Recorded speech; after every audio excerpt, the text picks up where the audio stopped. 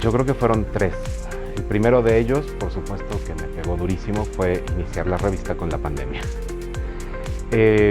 Trabajar a distancia el proceso editorial, en ese entonces con Jorge Herrera, que era el titular de publicaciones, se convirtió en un trabajo muy difícil de muchas maneras, en la medida en la que tuvimos que acostumbrarnos a nuevas formas de comunicación, a dialogar entre él y yo, con el corrector de estilo, con los formadores, y ver de qué manera podíamos sobrevivir a la primera parte de esa pandemia, que fue muy deprimente, y sacar el trabajo adelante, ¿no? Yo creo que ese fue uno de los grandes retos.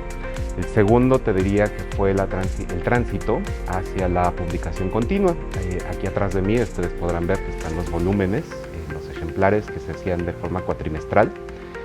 Y cuando yo tomé la revista decidimos, por principio de cuentas, dejar de imprimirla, y eso por supuesto nos causó muchos problemas con respecto a los autores, en la medida en la que muchos de ellos están acostumbrados o querían tener su ejemplar impreso justamente, ¿no? O sea, para la consulta, para las bibliotecas. Pero en el momento en el que dejamos de hacer estos ejemplares, nos dimos la oportunidad entonces de transitar a esto que les decía, que justamente, ¿no?, la publicación continua, que es que en el momento en el que tenemos un artículo ya dictaminado, ya formado, ya editado, se puede subir a la plataforma directamente, y entonces podemos hacer la transmisión de conocimiento mucho más rápido. Pero acostumbrarnos justamente a ese proceso fue muy difícil en ese primer año.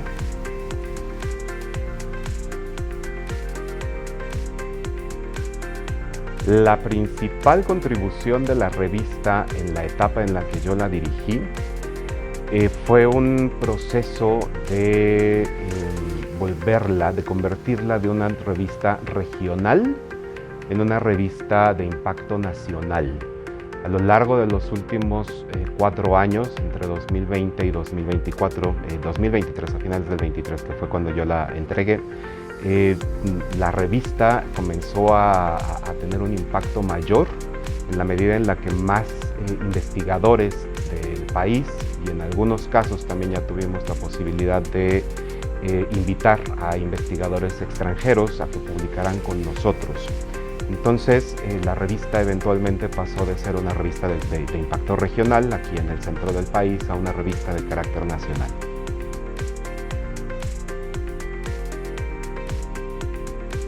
Una revista especializada en ciencias sociales y humanidades tiene una importancia muy vasta, en la medida en la que esta revista, por ejemplo, la revista del Colegio de San Luis, atiende temáticas que forman parte de los programas nacionales estratégicos. Atiende temas que tienen que ver con el agua, la forma en la que podemos combatir su carencia o su distribución equitativa. Trabajamos con temas de migración, trabajamos con temas de desarrollo de la cultura, interculturalidad. Y esto es algo de mucho impacto justamente, ¿no?, para efectos de las políticas científicas que nos han marcado, ¿no?, desde CONACYT, desde el año 2018. En ese sentido, yo creo que la importancia de esta revista reside en que, como les decía, en la medida en la que se convirtió en una revista de carácter nacional, recibimos publicaciones de diferentes regiones, y nos da la posibilidad de entender cómo funcionan los procesos migratorios y sus diferencias. Por ejemplo, en el tránsito de la frontera sur, o sea, desde Guatemala o de Centroamérica hacia Chiapas, pero también los matices que puede tener, ¿no?, el ser un migrante intentando cruzar la frontera norte, ¿no? Esto es por citar algún ejemplo solamente.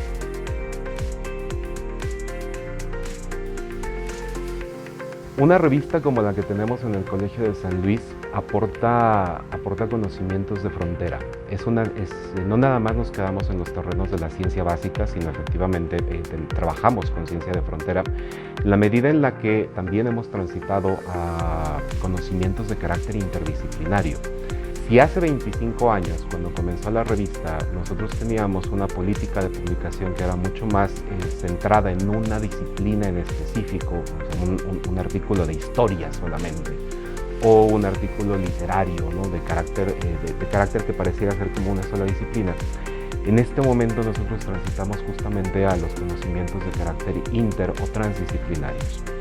Yo tuve la oportunidad, por ejemplo, de recibir artículos que nos hablaban acerca de cómo la oralidad, en términos de tradición, en términos literarios, también son parte de las fuentes para construir la historia de nuestro país, la historia de una región.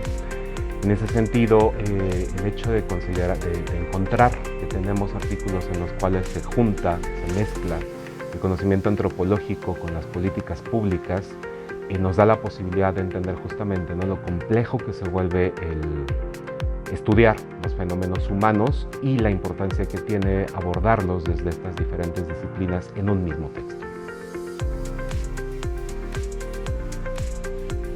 Para mejorar la calidad y el impacto de las publicaciones de una revista como la revista del Colegio de San Luis, necesitamos internacionalizarnos.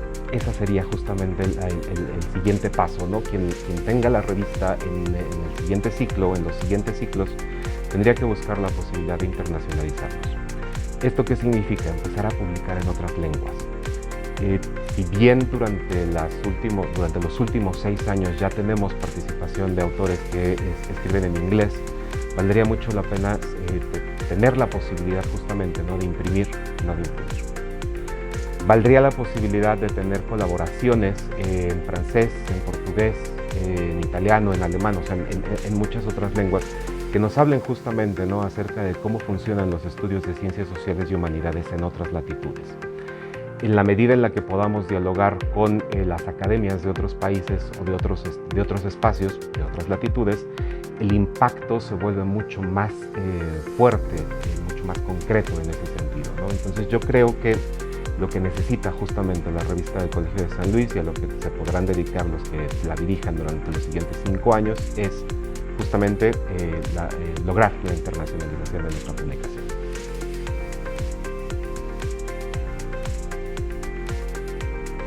A futuro, perspectivas a futuro para la revista del Colegio de San Luis.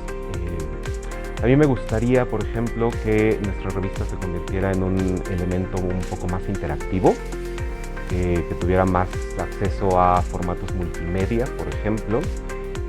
Pareciera ser que es una carta a Santa Claus esto, pero entendemos que las nuevas generaciones, que los nuevos investigadores, así como también están haciendo interdisciplina, eventualmente también están transitando hacia estos otros formatos, ¿no? Entonces el hecho de que un artículo se pudiera convertir, por ejemplo, en un fotoreportaje, o que pudiéramos sacar cápsulas con los resúmenes, por ejemplo, en forma de podcast, o que encontráramos la manera de que un artículo de investigación también tenga una salida que pueda ser difundida como un producto universal de conocimiento, o sea, es decir, bajar un poco, ¿no?, los términos académicos o las cuestiones técnicas y convertirlo en productos que sean digeribles para todo el público, ¿no?, para los públicos en general.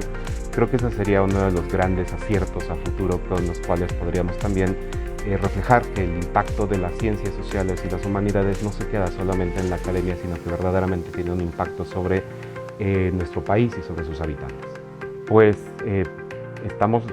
yo creo que es una gran felicidad, yo creo que es mucha felicidad tener una publicación que ha vivido, que se ha cambiado durante 25 años, pero que de todas maneras sigue siendo un referente dentro de nuestros centros públicos de investigación, que se ha convertido ya en un referente nacional, que está inscrita en diferentes índices y que tiene un carácter justamente de investigación y de ciencia.